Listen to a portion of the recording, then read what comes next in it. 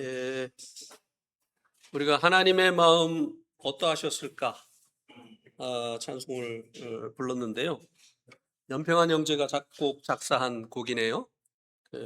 전에는 몰랐었는데 보니까 그렇게 써 있습니다. 이 찬송을 부르면서 정말 우리 주님께서 죽기 위해서 사람이 되시어서 이 땅에 내려오실 때 그 보내는 아버지의 마음이 어떠하셨을까? 또 십자가에 달리신 예수님을 바라보시던 그 아버지의 마음이 어떠하셨을까를 생각을 해보게 됩니다. 제가 호연이를 군대에 보내려고 훈련소에 데려다 놓고 올 때 그 마음을 지금도 생각하면 힘이 들어요. 어떻게 할 수가 없더라고요. 이제 머지않아서 이 주님을 이 땅에 보내시던 아버지의 마음, 또 십자가에 달리신 그 주님을 바라보시던 아버지의 마음을 조금은 이제 이해할 수 있는 기회가 주어지는 가족들이 있습니다. 예. 이제 며칠 안 남았네요. 한 2주 남았네요. 예. 근데 저 집은 안 그런 것 같아요.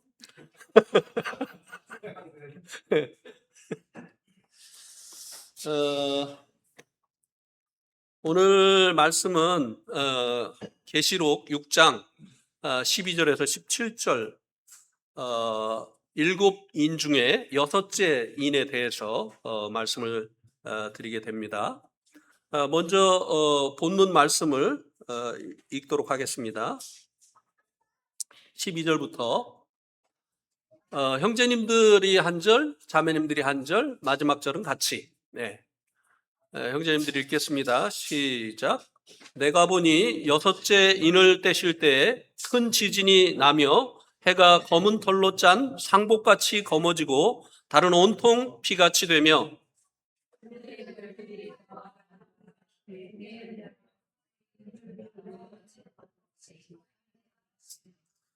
하늘은 두루마리가 말리는 것 같이 떠나가고 각 산과 섬이 제자리에서 옮겨지매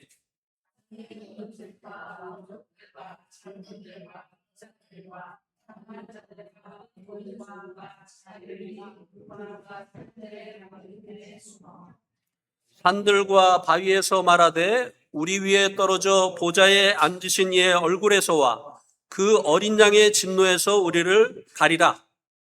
그들의 진노에 큰 날이 이르렀으니 누가 능히 서리요 하더라. 예. 오늘 본문 말씀에서는 7인 중에 마지막 그 재앙을 말씀해주고 있는 6째 인에 대해서 말씀해주고 있습니다. 7째 인 안에는 7 나팔의 재앙이 들어있기 때문에 7인 중에 6째 인이 인을 땜으로 인해서 시작되어지는 여러 가지 재앙의 마지막 재앙이 됩니다. 이 6째 그 인을 떼게 됨으로 인해서 시작되어지는 첫 번째 재앙은 큰 지진과 검은 태양과 핏빛의 달이라고 말씀해 주고 있습니다. 이것도 제가 재미나이한테 생성을 해달라고 했어요. 재미납니까? 검은 달 그리고 검은 해 그리고 핏빛의 달 그리고 이제 지진이 일어나서 건물들이 파괴가 되고 사람들이 혼비백산해서 이제 피해 가려고 하고 있는 그런 모습들이죠. 근데 이게 그 재미나이가 이게 아직 좀 제대로 훈련이 안 된 것 같아요. 왜냐하면은 건물들은 현대식인데 사람들은 옛날 사람들이에요. 고대 복장을 하고 있습니다. 그래서 다시 좀 잘해주라고 했는데도 이렇게 했어요. 첫 번째는 이제 큰 지진이 일어난다고 말씀해주고 있는데요. 이것이 얼마나 큰 지진인가를 14절에서 알려주고 있습니다. 각 산과 섬이 제자리에서 옮겨질 만큼 강력한 것이라고 말씀해주고 있습니다. 여러분들의 이해를 돕기 위해서 네팔에서 2015년 4월 25일 날 일어났었던 지진에 대해서 좀 말씀을 드리겠습니다. 이 지진이 얼마나 큰 재앙을 불러오는가를 이해할 수 있도록 돕기 위해서입니다. 네팔 고르카라고 하는 지역에서 진도 8의 지진이 발생을 했는데요. 이 지진으로 인해서 카트만두 계곡이 남쪽으로 3m를 이동을 했다고 합니다. 엄청난 지진이었죠. 그리고 이제 이 지진의 그 피해는요, 티벳, 인도, 멀리는 이제 방글라데시까지, 파키스탄, 이런 지역에까지 지진의 피해가 발생을 했는데요. 9,000명이 사망을 하고 23,000명이 부상을 당했습니다. 전체 인구의 4분의 1이 넘는 800만 명 이상이 지진의 직접적인 영향을 받았고요. 300에서 350만 명의 이재민이 발생을 했습니다. 그다음에 이제 가옥이 붕괴가 됐는데요. 네팔 전역에 60만 채의 주택이 완파가 됐고요. 28만 채 이상이 반파가 되었습니다.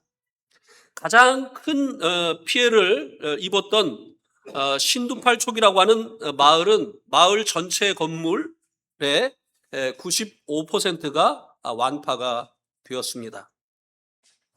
어떤 지역은요 아예 마을이 없어져 버렸어요. 왜냐하면 이제 지진으로 인해서 이제 산에 있던 그 대형 그 바위들이 마을로 밀려와서 마을을 다 파괴해 버렸기 때문에 마을 자체가 없어진 이런 지역도 있었습니다. 그다음에 이제 공공 인프라들도 많은 피해를 봤는데요. 7,000개가 넘는 학교가 무너졌고요. 그리고 수도, 전기, 통신이 끊겨서 구조 및 구호 작업에 큰 차질을 빚었습니다. 이때 이제 지진이 일어났을 때 구호 작업을 하고 있는 비디오 그 클립을 제가 이제 입수를 해서 이렇게 보는데요. 거기 아는 사람이 나오더라고요. 누구냐면은 정연철 형제님이라고 그 기소선에 있다가 이제 네팔에서 우리 모임으로 온 선교사 하시던 형제님인데 그분이 이제 구조 작업하는데 가서 도와주고 있더라고요. 잠깐 갔었는데. 하여튼 많은 그 피해가 발생을 했는데요. 이 지진이 일어나면 두려운 것이 뭐냐면요. 여진이 계속 일어납니다. 그래서 이제 여진이 거의 2,000회가 넘는 여진이 계속 일어났는데요. 이 여진으로 인해서 또 산사태와 눈사태로 계속 피해를 보는 일이 발생을 했습니다. 또 경제적인 타격은 이루 말할 수가 없었죠. 네팔 국내 총 생산의 절반에 해당하는 50억 달러에서 100억 달러의 경제적인 손실을 보았던 것입니다. 그런데 이제 이 요한계시록 6장에서 말씀해 주고 있는 이 환란은 이 환란 때 일어나는 이 큰 지진은 그 카트만두 계곡을 남쪽으로 3m 정도 움직인 이 지진과 비교할 수 없는 더 큰 지진이죠. 그래서 이 환란 때 일어나게 되어지는 이 지진으로 인한 피해는 말로 표현할 수가 없을 것입니다. 복구도 할 수 없는 그런 엄청난 것이 되어질 것이라고 하는 것입니다. 그다음에 이제 검은 태양과 흑빛으로 변한 그 태양과 핏빛으로 변한 달에 대해서 말씀해 주고 있는데요. 연세 드신 분들은 기억하실 겁니다. 1991년에 걸프 전쟁 당시에 이라크 군이 이제 쿠웨이트를 이제 점령을 했죠. 그 명분은 쿠웨이트는 과거에 열강들이 이 중동의 나라들을 식민지를 삼기 전에 이라크의 남부의 하나의 주였다라고 하는 것이에요. 그래서 이것은 국제적인 문제가 아니고 국내 문제이기 때문에 다른 나라가 간섭하지 말라고 했습니다. 그런데 그게 이제 말이 안 되는 게 쿠웨이트는 이미 유엔에 가입한 독립 국가였죠. 그래서 이제 이 전쟁을 하면서 쿠웨이트에 많은 그 미사일들을 쏴서 유전들이 이제 불타게 됩니다. 당시에 600개 이상의 유전에서 뿜어 나오는 유독한 검은 연기가 대기층을 가로막아 낮 시간임에도 불구하고 태양빛이 완전히 차단이 되어서 마치 밤처럼 어두워지는 초현실적이고 비극적인 광경이 연출이 되었습니다. 검은 이 부분들이 이게 그 연기에 덮인 그런 부분들이에요. 저도 이때 이제 TV로 이 장면을 보았는데요. 이것을 보도하는 그 기자가요, 두렵습니다라고 이렇게 먼저 얘기를 하더라고요. 마치 성경에 나오는 그 종말이 임하고 있는 것 같습니다. 이 연기가 계속 태양을 덮어 가니까 낮인데도 어두워지는 거예요. 기자가 그런 멘트를 하는 것을 저도 들었습니다. 그다음에 달이 이제 핏빛으로 변한다고 했는데요. 지구 대기를 거쳐서 굴절된 햇빛이 달 표면에 부딪혀 반사되면서 우리 눈에는 달이 핏빛이나 짙은 주황색으로 보이게 되는데요. 이것은 해가 뜰 때나 질 때 노을이 붉게 보이는 것 같은 과학적인 원리입니다. 그런데 이 대기 중에 화산재나 먼지, 산불 연기 등과 같은 것들이 많아질 때 이 현상은 더욱 짙어지면서 어두운 핏빛으로 관측이 되어지기도 한다는 것입니다. 태양이 검은 빛을 띠게 되는 것과 같은 원리이죠. 그다음에 이제 13절 말씀에는 그 유성들이 별들이 설익은 과일처럼 이제 떨어지게 된다고 말씀해 주고 있는데요. 하늘의 별들이 땅에 떨어지며라고 말씀해 주고 있는데요. 그것도 이제 이렇게 재미나이가 해줬어요. 여러분 혹시 운석이 추락을 한 곳에 가본 적이 있으십니까? 그런 경험 없으세요? 네팔은 그런 곳이 있어요. 카트만두에도 한 마을 크기만한 둥근, 그러니까 운석이 떨어지면서 그냥 밑으로 이제 그 깊이 내려간 거죠. 그런 이제 계곡 같은 이런 곳이 있는데요. 그때 당시에 얼마나 큰 피해가 있었을까를 상상을 해보았습니다. 마을 하나만한 그 운석이 떨어지게 되어졌을 때 그 충격이 얼마나 컸을까. 그런데 이제 이 그 환란 때는요, 유성들이 비 오듯이 이제 떨어진다고 하는 것입니다. 어떻게 이제 이런 일이 이제 일어날 것이냐를 우리가 가늠해 볼 수 있는 성경 구절이 있는데요. 욥기 38장 5절과 31절에서 33절에 보면 누가 그것의 도량법을 정하였는지, 누가 그 줄을 그것들 위에 띄었는지 내가 아느냐? 하나님께서 욥에게 지금 묻고 계신 거예요. 내가 묘성을 메어 묶을 수 있으며 삼성의 띠를 풀 수 있겠느냐? 너는 별자리들을 각각 각각 제때에 이끌어낼 수 있으며 북두성을 다른 별들에게로 이끌어갈 수 있겠느냐? 내가 하늘의 궤도를 아느냐? 하늘로 하여금 그 법칙을 땅에 베풀게 하겠느냐? 이 말씀은 하늘의 별들이 어떻게 허공에 있을 수 있나를 하나님께서 설명해 주시고 있는 것입니다. 제가 이제 오늘 이 말씀을 전하려고 하면서 우리 그 똑똑한 딸에게 물어봤어요. 지연아, 너 허공에 어떻게 이 그 행성들이 그 거기에 있는지 아냐? 그러니까 기대를 했는데 모른다고 하더라고요. 여러분 아시죠? 배워서? 예. 어, 이 창조주 하나님께서요, 별과 별들이 서로 당기는 중력이 있게 하셨어요. 예.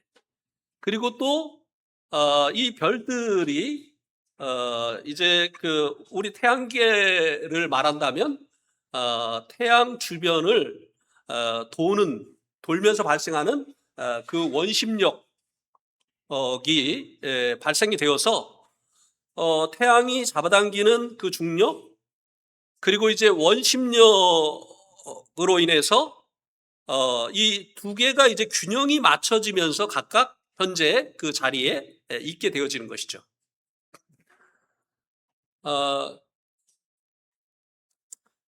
원심력을 우리가 이제 쉽게 이해를 할 수가 있는데요. 물맷돌 있죠, 물맷돌. 물맷돌을 이렇게 돌리잖아요. 멀리 여기에 있는 이 돌을 멀리 보내려고 하면 어떻게 해야 되죠? 돌리는 속도를 높여야 되죠. 높이면 이 돌이 밖으로 튀어나가려고 하는 원심력이 생깁니다. 그래가지고 세게 돌리다 놓으면은 멀리 가는 거예요. 가까이 보내려고 하면은 천천히 돌리면 되죠. 이 원심력은 이제 태양으로부터 멀어지려고 하는 힘을 발생을 시키고, 태양은 그 태양계 안에 있는 수성, 금성, 지구, 뭐 토성, 해왕성, 명왕성 이런 그 별들을 잡아다니는 이 중력이 발생을 하는데, 이것들이 균형을 이루기 때문에 이 별들이 공중에 있다고 하는 것이에요. 그죠? 예. 그러면 이 그 태양이 이제 잡아다니는 그 중력이 어디에 가장 많이 작용을 하겠습니까? 수성이 제일 가까이 있는데요. 어디에 가장 먼 게 명왕성인가요? 해왕성인가요? 어디에 가장 많이 작용을 하겠습니까? 예? 수성이죠. 예. 왜냐하면 그 태양으로부터 가장 가까이 있으니까 잡아다니는 이 중력이 더 크게 작용을 하겠죠. 그러면 이 수성이 딸려가지 않기 위해서는 어떻게 해야 되겠습니까? 이 수성이 예, 다른 별보다, 멀리 있는 별보다 빨리 돌아야 돼요. 빨리 돌면 돌수록 바깥으로 튀어나가려고 하는 원심력이 생기기 때문에 그렇죠. 예. 그래서요, 수성의 평균 공전 속도는요, 1시간에 17만 500km라고 하는 것입니다. 비행기 빨리 달리는 거, 우리가 타는 이제 여객기 빨리 달릴 때 몇 킬로, 1시간에 몇 킬로 달리는지 아세요? 예? 네, 700km 정도 이렇게 달립니다. 그런데 이 수성에 공전하는 이 속도는요 17만 500km라는 거예요. 그러면 이제 금성은 그거보다 조금 멀리 떨어졌으니까 속도가 수성보다는 조금 적죠. 그래서 1시간에 12만 6,100km. 지구는 좀 더 떨어졌기 때문에 10만 7,200km. 예. 토성 같은 경우는 이제 천천히 돌아요. 왜냐하면 태양으로부터 멀리 떨어져 있기 때문에 태양이 당기는 그 힘이 가까이 있는 이 위성들보다, 행성들보다 이제 약하기 때문에 이 토성은 천천히 돈다고 하는 것입니다. 이렇게 중력과 이 원심력이 균형을 잡기 때문에 그 무거운 그 행성들이 공중에 있을 수 있는 것이에요. 이 거리를 누가 측정을 해서 딱 맞는 그 자리에 놓았느냐고 하는 것이에요. 그리고 중력을 발생시키는 이 무게를 누가 이렇게 알맞게 해서 만들어 놓으셨느냐고 하는 것이에요. 누가 했다고요? 하나님께서 하셨다는 거예요. 그러면 이 원심력과 중력에 의해서 이 별들이 거기에 있다고 한다면 하나님께서 하나만 이제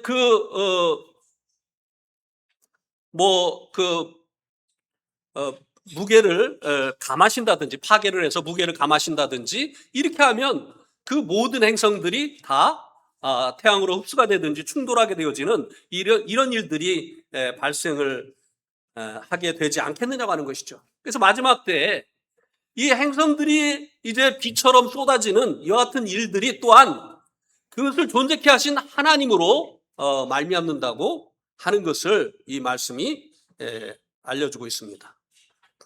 여기 태양계의 중력과 원심력의 공존이라고 말해주고 있는데요. 중력이 여기 보면 중력이 원심력보다 크면 어떻게 되겠습니까? 그 행성이 떨어지겠죠. 중력이 원심력보다 적으면, 원심력이 더 크면 날아가 버리겠죠. 그런데 자기 자리에 계속 있게 되는 그것은 중력과 원심력이 이제 균형을 이루고 있기 때문에 그렇다고 하는 것입니다. 마지막 때 하나님께서 처음 세상을 이렇게 정리를 할 것이다 라고 말씀해 주고 있습니다. 하나님께서 하시는 일은요 그렇게 어렵지가 않아요. 우리 편에서 생각할 때 그것을 그 무게를 정확하게 맞게 하고 거리를 정확하게 측정을 하는 일이 이게 얼마나 어려운 일이냐 이렇게 생각이 되겠지만 전능하신 하나님께는 이것이 그렇게 어려운 일이 아니라고 하는 것입니다. 그래서 하나님께서 처음 세상을 정리하실 때도 그렇게 어렵지 않게 이것을 정리하게 되어질 것이라고 하는 것입니다. 그 다음에 이제 하늘이 두루마기가 말리는 것 같이 떠나가고 각 산과 섬이 제자리에서 옮겨진다고 했습니다. 각 산과 섬이 제자리에서 옮겨지는 것은 지진으로 말미암은 것이라고 앞에서 말씀을 드렸기 때문에 하늘이 두루마기가 말리는 것 같이 떠나간다라고 하는 이 말씀에 대해서 말씀을 드리겠습니다. 여러분 이게 상상이 됩니까? 하늘이 어떤 물체가 아닌데 두루마리가 말리는 것처럼 떠나간다고 하는 거. 도대체 어떻게 이런 일이 일어날까? 저도 참 궁금했어요. 그런데 계시록 20장 11절에 보면 처음 하늘과 처음 땅이 사라지게 된다고 말씀해주고 있죠.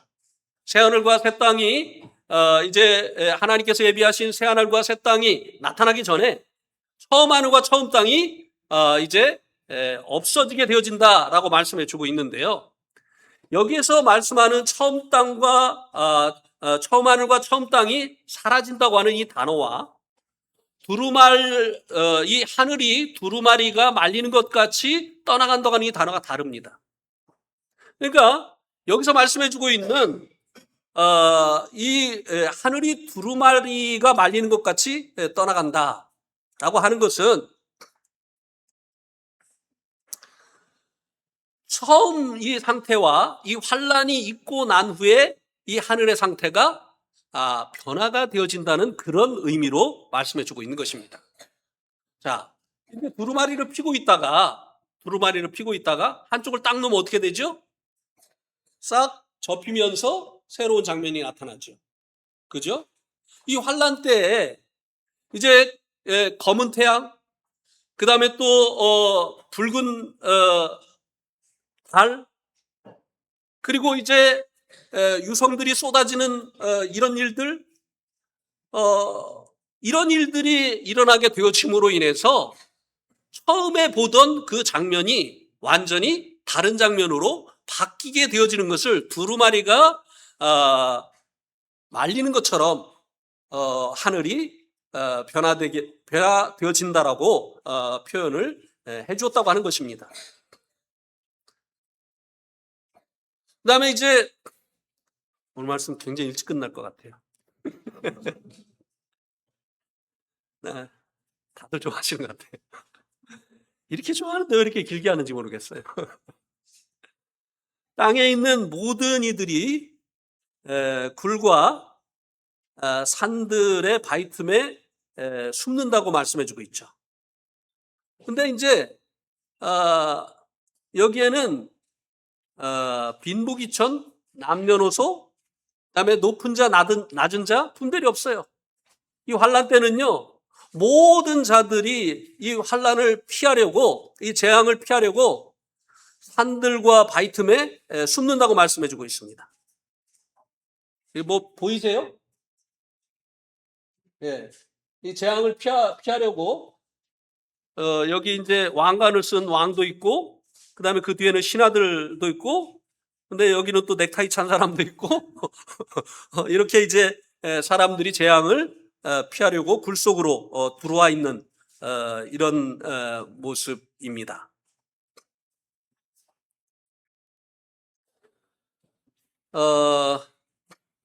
환란 때에는 성도들을 제외하고는요, 모든 자들이 이 하나님의 심판을 피하기 위해서 하나님을 피하고 숨는다고 말씀을 해주고 있습니다.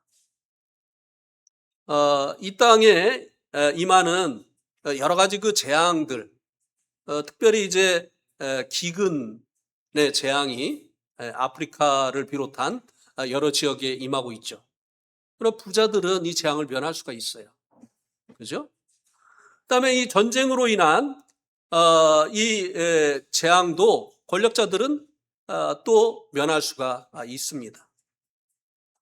이 땅에 일어나는 이 여러 가지 이 역사 속에서 일어났었던 이 재앙들을 때로는 높은 사람들은 거기로부터 비켜가게 되어지고, 부한자들은 그 기근의 때를 면할 수 있게 되어지고 하는 이런 일이 있었지만, 그러나 마지막 때에 임하는 이 재앙은요, 왕족들도, 장군들도, 부자와 강한 자들도 종과 똑같이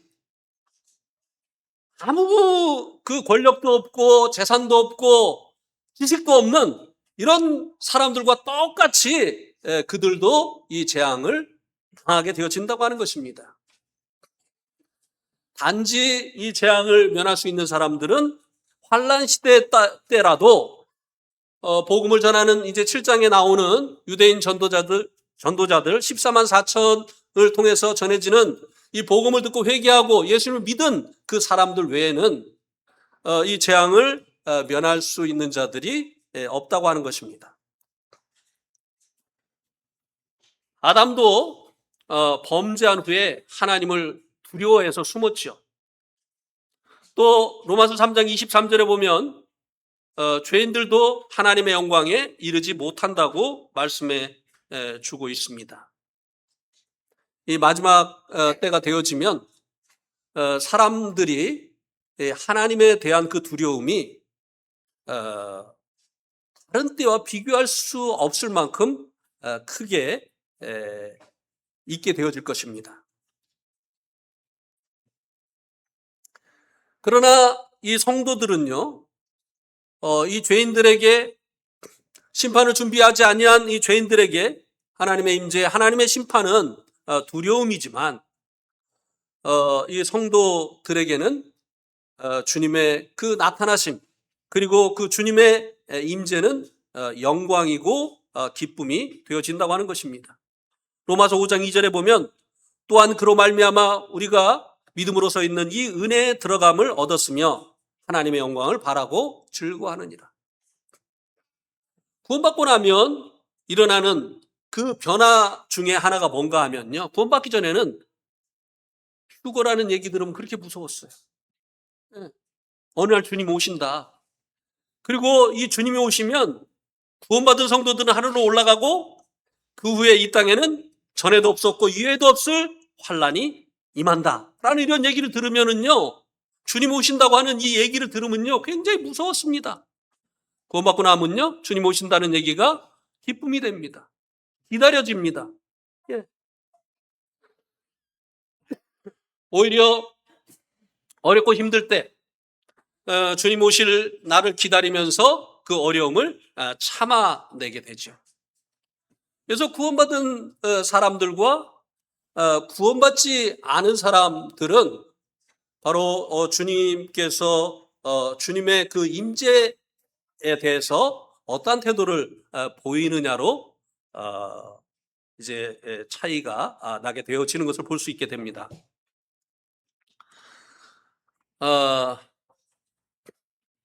죄인들이요, 요한복음 3장에 보면 죄인들이 빛보다 어둠을 사랑한다고 했습니다.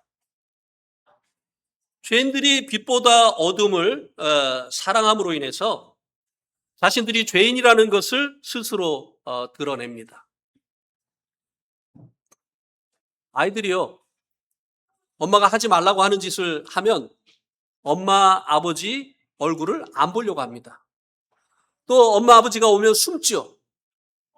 예, 이 죄인들의 특징이요, 빛보다 어둠을 사랑하는 거예요. 왜 죄인들이 빛보다 어둠을 더 사랑할까요? 자기 행위가 악하기 때문이라는 것이죠. 그 악한 행위가 빛 가운데 나오면 드러날 것이 아닙니까? 그것을 염려한 것이죠. 사마리아 수가성 여인이 왜 남들은 다 쉬고 있는 그 한낮에 물을 뜨러 다녔냐고 하는 것이에요. 그가 물을 길러 다녔던 그 한낮은 자기를 숨겨줄 수 있는 어둠이었기 때문에 그래요. 그 시간에 아무도 밖으로 나오지 않습니다. 그 시간에 자신이 나오면 사람들이 자신을 볼 수 없기 때문에 그 시간은 자기를 숨겨줄 수 있는 어둠이었기 때문에 그가 그 시간을 이용해서 물을 길러 다녔다고 하는 것입니다. 죄인들은 빛보다 어둠을 사랑합니다. 왜냐하면 이 사마리아 수가성 여인처럼 이제 회개하지 아니하는 그 죄 가운데 있기 때문에 그렇다고 하는 것입니다. 남편을 계속 바꿔치겠잖아요. 그것이 사람들에게 드러나는 것. 또 자기의 그 죄악이 사람들의 입방아에 오르내리는 것, 이것을 원치 아니하여서 그가 오히려 그 더위를 불사하고 한낮에 물을 길러 다녔던 것이 아니라고 하는 것입니다. 성도들도 마찬가지.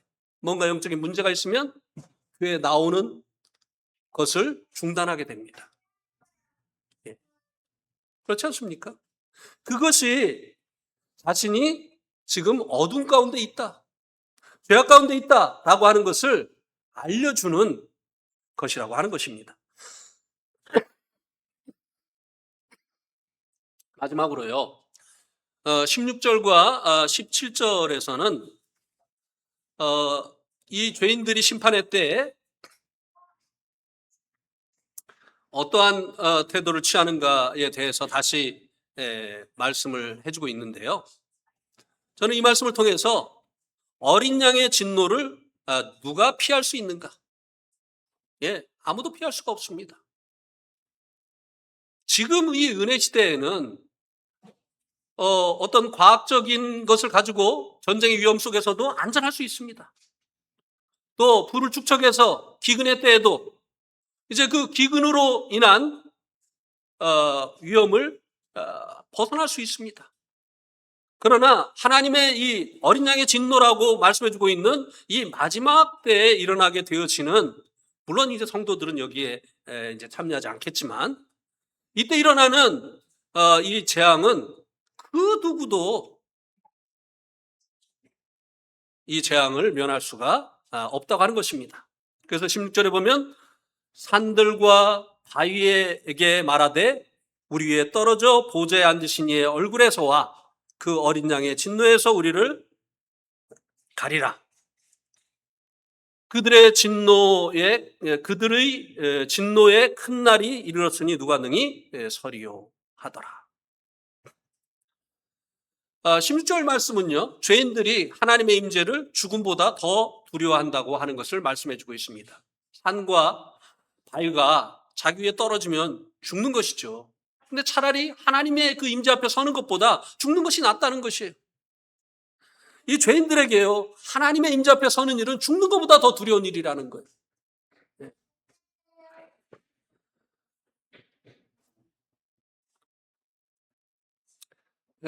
그런데도 불구하고 이 환난 때 이 죄인들은 그것을 구하고 있습니다. 보좌에 앉으신 하나님과 어린 양의 진노에서 자신들을 가리기 위해서 이것을 구하고 있습니다.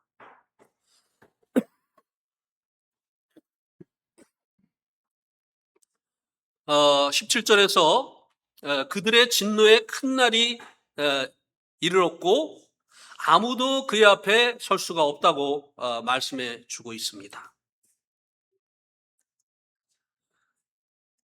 이 날이 오기 전에 이 어린 양의 진노를 피할 수 있는 길은 단 한 가지 방법밖에 없습니다. 이 방법을 취해야만, 이 진노의 날이 오기 전에 이 방법을 취해야만 이 어린 양의 진노로부터 이제 벗어날 수 있게 되어진다고 하는 것이죠. 어린 양의 진노를 피하는 방법은 어린 양의 피뿐입니다. 어린 양의 피는 어린 양의 진노를 면하게 하는 유일한 길이라고 하는 것입니다.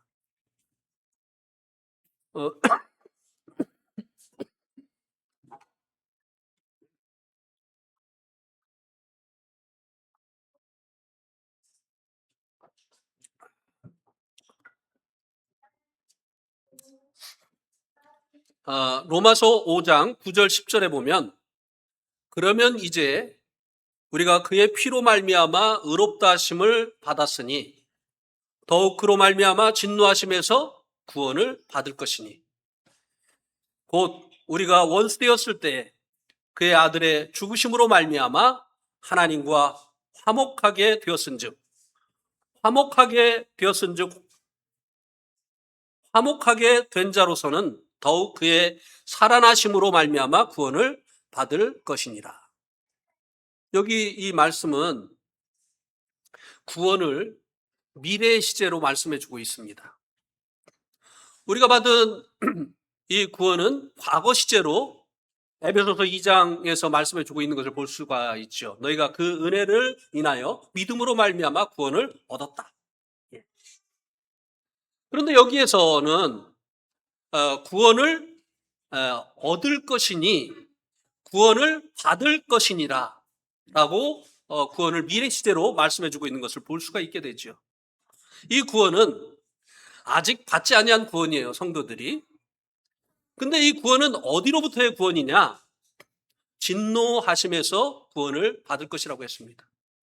이 어린 양의 진노로부터 구원을 우리가 미래에 받게 되어질 것인데, 그것은 그의 피로 말미암아 의롭다함을 얻음으로 인해서 이 구원을 받을 수 있다라고 이 말씀이 말씀해 주고 있습니다. 어떠한 방법으로도요, 이 환난 때에 임하는 이 진노를 면할 수가 없습니다. 그러나 그가 누구라 할지라도 예수님의 그 흘리신 피가 바로 자신의 죄에 대한 값이었다고 하는 사실을 깨닫고 예수님을 나의 구주로 믿는 여하튼 사람들은 이 진노로부터 구원을 받게 되어진다고 말씀해 주고 있습니다.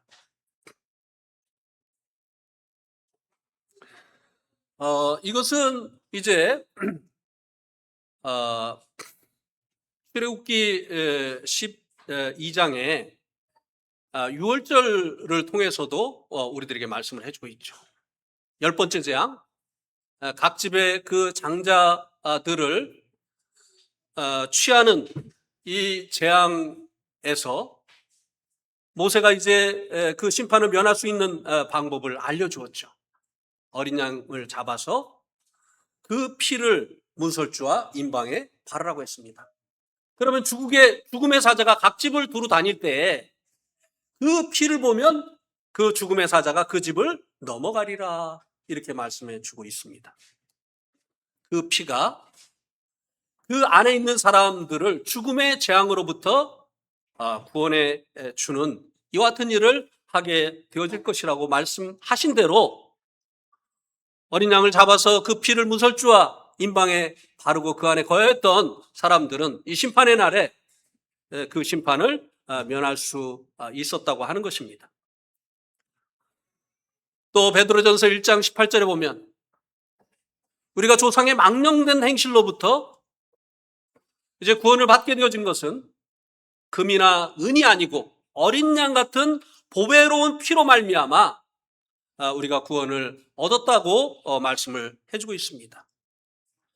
그래서 이 피할 수 없는 이 진노, 어린 양의 진노를 면하는 유일한 길은 어린 양의 이 보혈이라고 하는 사실입니다.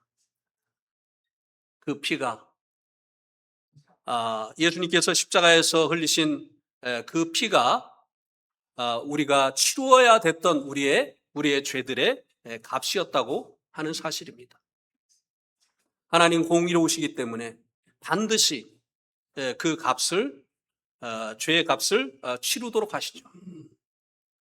근데 예수님께서 친히 나무에 달려 그 몸으로 우리들의 죄들을 담당해 주셨다고 하는 것입니다.